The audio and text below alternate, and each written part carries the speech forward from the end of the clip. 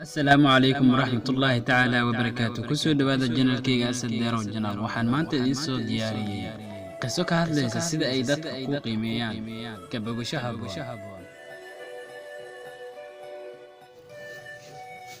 oday waayeel ah ayaa wiilkiisa siiyey saacad qadiimi ah wuxuuna ku yidhi saacadan waxaa lahaa awoogaygii saddexaad waxaana la sameeyey muddo haatan laga joogo 200 sano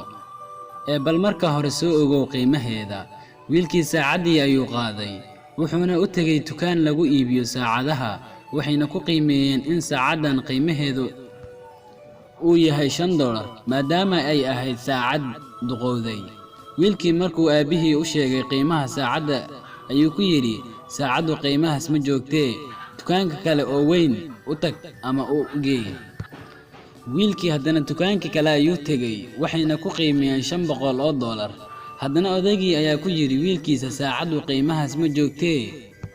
waxaad geysaa madxafka meelaha la dhigo alaabta qadiimiga ah wiilkii wuxuu u tagay madxafkii markuu u bandhigay saacada way baareen kadibna waxay ogaadeen in saacadan ay tahay mid taariikhi ah oo qarniyo hore la adeegsan jiray waxayna ku qiimeeyeen $100,000 dulicda sheekadani waxay tahay dadka qaar qiimahaaga dhabta ah ayay gartaan kuwa kalena qiimahaaga ma garan karaan haddaba mar walba ku dadaal inaad la noolaato oo soo dhawaysato kuwa qiimahaaga garanaya qof aan qiimahaaga garanaynin kuma qadarin karo